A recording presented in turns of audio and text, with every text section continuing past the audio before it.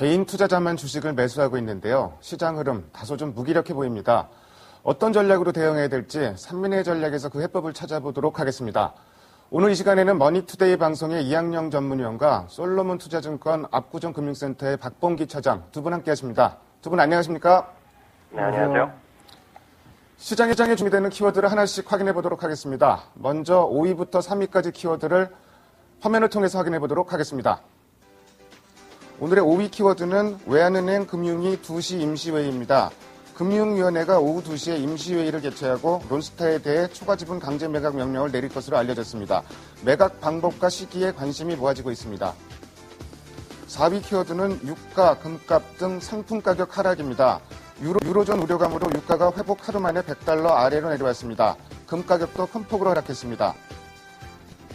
3위 키워드는 스페인 국채금리 한때 7%입니다. 스페인이 국채반이 목표치에 못 미쳤습니다. 입찰 금리는 6.975%로 치솟았습니다. 상품 얘기부터 시작해 보도록 하겠습니다. 최근에 유가, WTI 유가 어제 $100 넘어갔었는데 사실 그 브렌트유나 두바이유 같은 경우는 횡보를 했기 때문에 유가 같은 경우는 좀 일시적으로 다른 요인이 작용했다고 좀 볼 수 있겠지만 어쨌든 유로존 문제 때문에 금값, 다른 그 상품 가격 일제히 좀 하락하고 있습니다.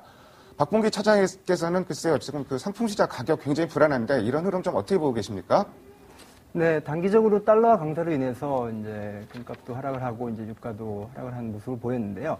일단 중요한 것은 단기적인 흐름보다는 중장기적인 흐름이 중요하다고 봅니다. 그래서 먼저 유가 중장기 전망을 살펴보면은 일단은 몇 가지 요인이 있지만 제 개인적인 판단은 결론적으로 말씀드리면은 그렇게 약세 기조보다는 내년에도 강세 기조가 좀 이어지지 않을까 그렇게 생각을 하고 있습니다. 그래서 북해산 브렌트유 기준으로 연평균 한 110에서 $120, $115 선에서 아마 움직이지 않을까 그렇게 예상을 하고 있는데 그 요인을 보면 첫 번째로는 이제 계절적 요인이 이제 있을 거고요. 단기적으로는. 그 다음에 이란의 그 핵 문제로 인해서 그 어떤 지역적인 불안감이 이제 상존을 하고요. 그거에 따른 최근에 이제 재고가 이제 감축되면서 오페크 회원국들의 어떤 감산 움직임도 지금 좀 감지가 되고 있는 상황입니다. 그리고 미국의 어떤 QE3 정책이라든가 중국의 긴축 완화 정책으로 인해서 이제 원유 수요가 이제 발생을 할 수도 있고요. 그 다음에 전체적인 저금리 기조로 인해서 투기 수요로 인해 가지고 전체적인 그 원유 투기 수요가 확대가 될 가능성도 있어 보입니다. 그래서 전체적으로는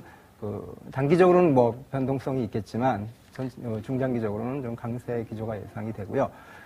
금 가격은 이제 $55 급락을 하긴 했습니다만 지금 어떤 이머징 국가의 금 수요, 중국, 인도 중심으로 한 수요가 활발하고요. 그 다음에 유로존 불안감에 의한 어떤 안전자산으로서의 상징성이 있기 때문에 쉽게 어떤 상승 기조가 꺾이지는 않을 것 같고요. 일각에서는 내년 최고 2,000에서 2,100달러, 온수당 2,000에서 2,100달러까지 예상을 하고 있는데 강세 기조가 역시 좀 이어질 걸로 예상을 하고 있습니다. 그리고 구리 가격 같은 경우는 중국의 어떤 수요 축소로 인해서 작년 날 톤당 $10,000까지 올랐는데 지금은 이제 $8,000 내는데 좀 떨어질 것으로 예상을 하고요. 그래서 관련주인 고려아연이라든가 풍산, 서원 등 주식은 좀 관망 내지는 정체를 보일 것 같고요.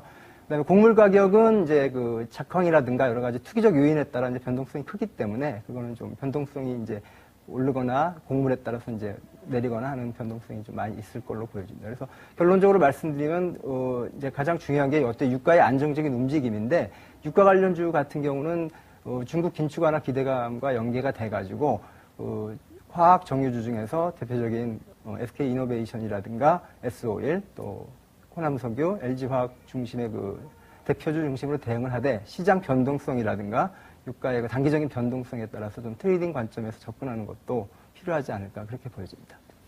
예, 유가는 사실 수요에 의해서 의한 가격 상승이 아니고 어쨌든 가격 상승은 예상되는데 근본적인 수요가 증가하는 부분은 아니기 때문에 좀 변동성을 좀 말씀해 주셨고요.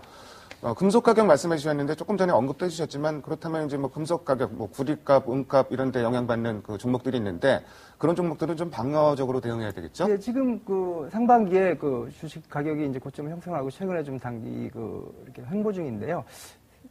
상승 흐름보다는 단기적으로는 좀 정체되지 않을까 그렇게 보여집니다. 예, 일단 좀 방어적으로 접근할 필요가 있을 것 같고요.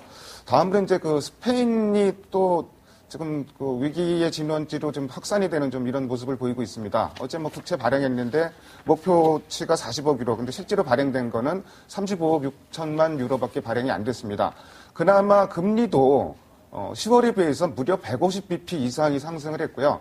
지금 유통수익률은 뭐 이탈리아나 스페인 국채 10년물 거의 뭐 7% 지금 넘나들고 있는 모습.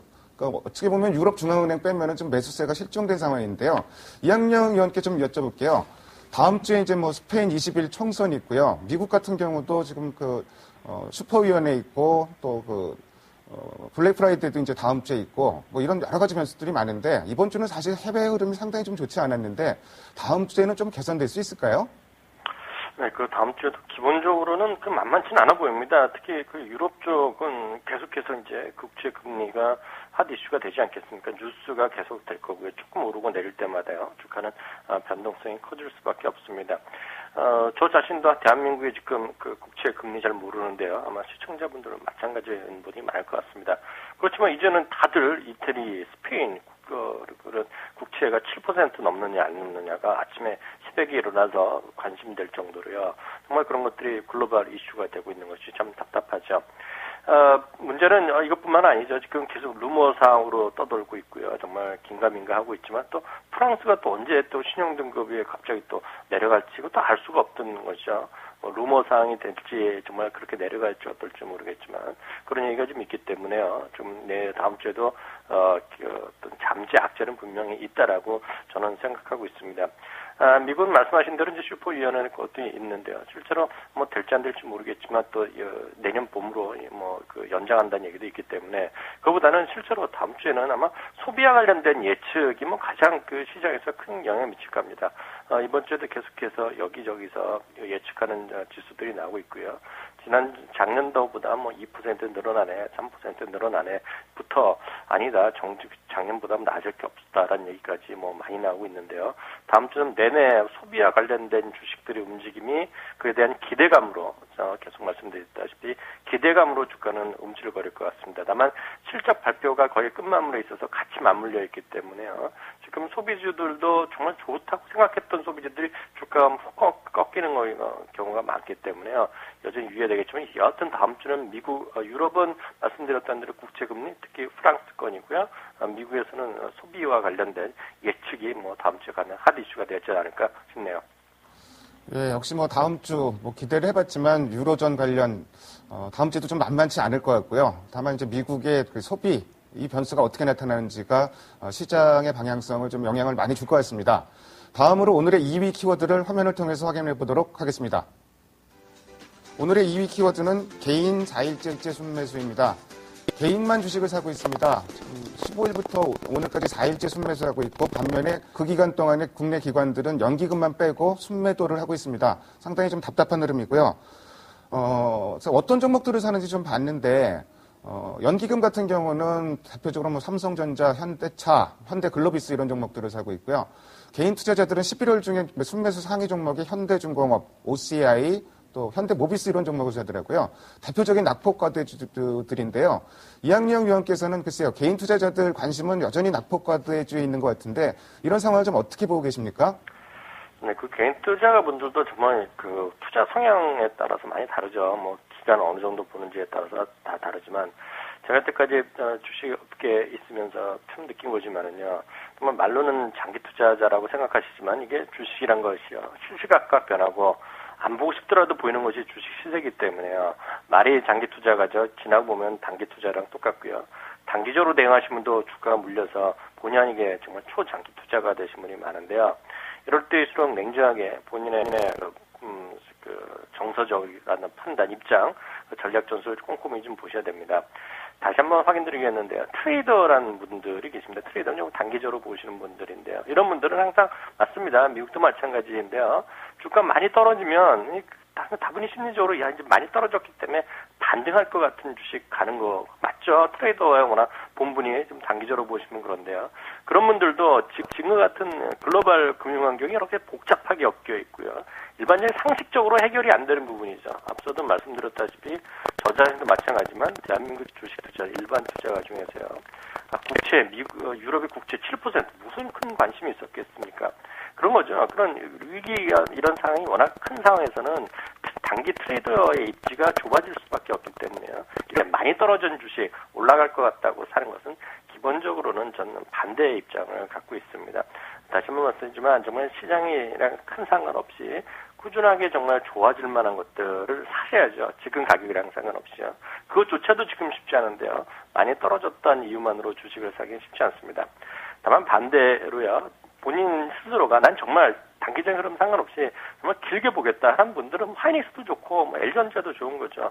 망할 리가 없지 않습니까? 그리고 LG 디스플레이 어저께도 말씀드렸다시피 분명히 이런 것들은 치킨원 게임에서 승자죠. 심지어는 OCI도 주가는 많이 떨어져 있지만 분명히 승자임이 분명하고 있고요. 치킨런 게임을 좀 주도하고 있는 게 OC란 말이죠. 그렇기 때문에 장기적으로 분명히 좋지만 단기적으로 보면 주가 올라갈지는 약간 좀 회의적인 시각이 많이 있죠. 다시 한번 말씀드리지만요. 정말 장기적으로 보신 분이라면 많이 떨어지고 정말 우량한 대형주들이요. 지금은 약간 수익이 덜 나지만 갖고 사도 된다고 보지만 그런 분들이 몇 분이나 지금 계실지는 개인적으로 좀 의문을 갖고 있습니다. 사실 제 주변에서도 주식을 사자마자 올라야 된다고 이렇게 생각하는 투자자분들이 많이 계신데요. 이학년 의원께서 낙폭과 대주, 철저하게 장기적인 관점으로 접근해라. 좀 이런 조언을 해주셨습니다. 자, 기관 외국인 양매도가 어제 오늘 나타나고 있는데, 뭐 양매도 하고 있는 것도 좀 답답하지만 더 답답한 게 지금 거래가 거의 실종됐습니다. 어제보다 오늘 거래량 더 줄어들 거예요. 그러면서 이제 추가적으로 시장이 더 빠지지 않겠느냐, 이런 우려감도 많은데, 박봉기 차장께서는 이런 부분에 대해서 좀 어떻게 생각하십니까?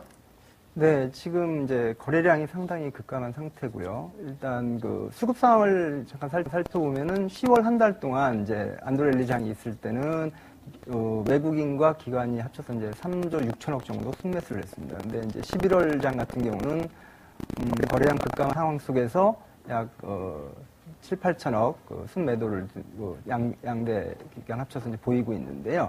전체적으로 이제 프랑스까지 이제 어떤 전이되는 어떤 유럽 위기의 어떤 이제 불안감 이런 것들이 어떤 시장에 반영되면서 어떤 관망세 내지는 답보 상태, 상당히 어떻게 보면 답답하고 좀 불안한 밧줄 하나를 딱 달고 이제 암벽에 매달린 듯한 어떤 그런 기분까지 드는데요. 지난주에 이제 말씀드렸다시피 지금 1800포인트의 어떤 지지 여부가 상당히 중요한데요. 일단 20일 평균선, 1900선 안착에 지금 실패한 모습이기 때문에 1800선 지지 여부가 상당히 중요할 것 같고, 유로존 문제라든가 어떤 대문제의 어떤 해결 방안이 어떻게 펼쳐지는지가 이제 중요한데, 일단은 시장 흐름은 지금은 어떤 저희가 전반적으로는 1800 중반에서 1900대 이제 중반 박스권 흐름을 갖다가 이제 견고하게 유지를 했습니다만 다소 조금 좀 하방 경직성이 좀 약해지지 않느냐. 지금까지는 아직 버티고 있습니다만. 그래서 추가 하락에 대한 어떤 가능성도 좀 염두에 두시고, 가능하신 투자자분이시라면 현금 확보도 일정 부분 좀 늘려야 되지 않을까 하는 생각도 들고요. 그래서 일단 다음 주 이후 1800포인트 지지 여부가 가장 중요한 포인트가 될 것 같습니다. 일단 오늘자로 지금 21이동 평균선이 하락세로 꺾였고요. 그래서 상당히 좀 흐름 자체는 좋지 않은 모습입니다. 일단 박봉기 차장께서는 1800선 지지력 테스트 이 부분을 말씀하셨습니다. 다음으로 오늘의 1위 키워드를 화면을 통해서 확인해 보도록 하겠습니다. 오늘의 1위 키워드는 중소형주 종목 장세입니다. 장세가 좀 지지부진하면서 부분적인 종목 장세 흐름도 나타나고 있고요.